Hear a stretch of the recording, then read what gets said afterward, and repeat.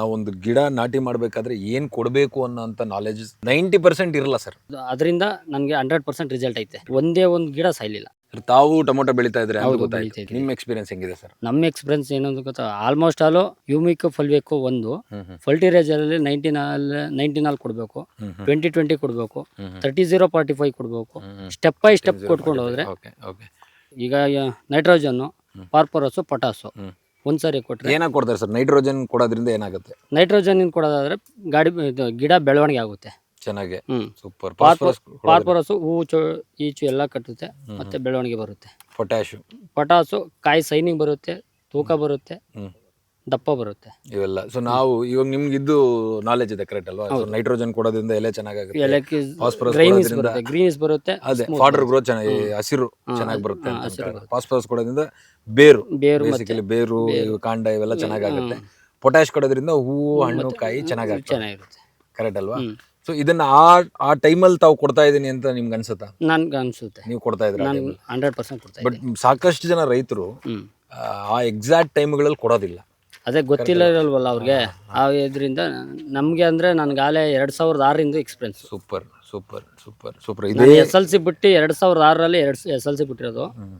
SLC ಹೆಂಗ್ ಬಿಟ್ಟು agriculture ಒಳಗೆ ಬಂದಿರೋದು, ಇವತ್ತು ಆಚೆ ಹೋಗಿಲ್ಲ. ಸೂಪರ್. ಸೊ ನಾವು ಇದನ್ನ ಮೇಜರ್ ಆಗಿ ಏನು ಅಂತಂದ್ರೆ, ನಾವೊಂದು ಗಿಡ ನಾಟಿ ಮಾಡಬೇಕಾದ್ರೆ ಏನು ಕೊಡಬೇಕು ಅನ್ನೋಂಥ ನಾಲೆಜ್ 90% ಇರಲ್ಲ ಸರ್. ಸೊ ನಿಮಗಿದೆ, ಐ ಆಮ್ ಹ್ಯಾಪಿ ಅಬೌಟ್. ನೀವು ಕುಮಾರ್ ನೀವು ಮಾತಾಡಿದ್ರಿ ಅಲ್ಲ, ಅವ್ರು ಮಾತಾಡಿದವ್ರು ಅವ್ರಿಗೂ ನಾಲೆಜ್ ಇತ್ತು. ಸೊ ಇನಿಷಿಯಲಿ ನಾವು ಯಾವಾಗಲೂ 1:2:0 ರೇಷಿಯೋಲ್ಲಿ ಕೊಡಬೇಕು. 0 to 25 ಅಂದರೆ ಇಷ್ಟೇ ಪ್ರಮಾಣದಲ್ಲಿ ಕೊಡಬೇಕು ಅನ್ನೋದಲ್ಲ. 10 kg ನೈಟ್ರೋಜನ್ ಕೊಟ್ಟರೆ 25 kg ಫಾಸ್ಫರಸ್ ಕೊಡೋ ಅಂಥದ್ದು ಇನಿಷಿಯಲ್ ಸ್ಟೇಜಲ್ಲಿ ಇರಬೇಕು. ಮತ್ತು ಹೋಗ್ತಾ 1:2:1 ರೇಷಿಯೋ. ಕೇನು ಮಧ್ಯದಲ್ಲಿ 25 ದಿನ ಆದಮೇಲೆ, 25ರಿಂದ 50 ದಿನ ಆದಮೇಲೆ 10 kg ನೈಟ್ರೋಜನ್ ಕೊಟ್ಟರೆ 20 kg ಫಾಸ್ಫರಸ್ ಕೊಟ್ಟರೆ 10 kg ಪೊಟ್ಯಾಶ್ ಕೊಡಬೇಕಾಗುತ್ತೆ. ಎಂಡ್ ಸ್ಟೇಜ್ ಆಲ್ಮೋಸ್ಟ್ ನೋಡಿ, ಕಾಯಿ ಬೋರಾನ್ ಕೊಡಬೇಕು, ಪೊಟ್ಯಾಶ್ ಕೊಡಬೇಕು ಅನ್ಕೊಳ್ಳಿ. ಮೇಜರ್ ನ್ಯೂಟ್ರಿಯೆಂಟ್ ಮಾತಾಡೋಣ ನಾವು ಫಸ್ಟ್. 0:1:2 ಅಂತ ಅನ್ಕೊಳ್ಳೋಣ. ಪೊಟ್ಯಾಶ್ ಜಾಸ್ತಿ ಪ್ರಮಾಣದಲ್ಲಿ ಕೊಡಬೇಕಾಗುತ್ತೆ. ಈ ಬೋರಾನ್ ಆಗಿರಲಿ, ಕ್ಯಾಲ್ಸಿಯಂ ಆಗಿರಲಿ, ಏನಕ್ಕೆ ಅಂತಂದ್ರೆ ಫ್ಲವರ್ ಡ್ರಾಪ್ ಆಗದೆ ಇರಲಿ.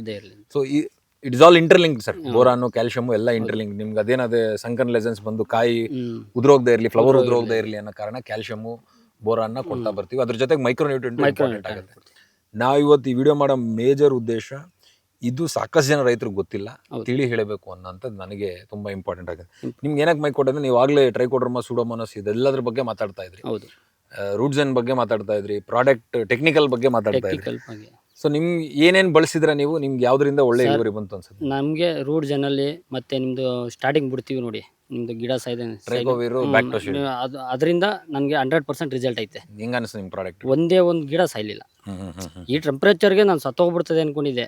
ಈ ಪ್ರದೀಪ್ ಅವ್ರು ಹೇಳಿದ್ದೆ ನನಗೆ ಗೊತ್ತಿರಲಿಲ್ಲ. ಪ್ರದೀಪ್ ಅವ್ರು ಹೇಳಿ ಬಿಡ್ಸಿದ್ಗೆ 100% ರಿಸಲ್ಟ್ ಐತೆ. ಚೆನ್ನಾಗಿ ಬಂದಿದೆ ಅಂತ ಅನ್ಕೊಂತೀರಾ ನಿಮಗೆ?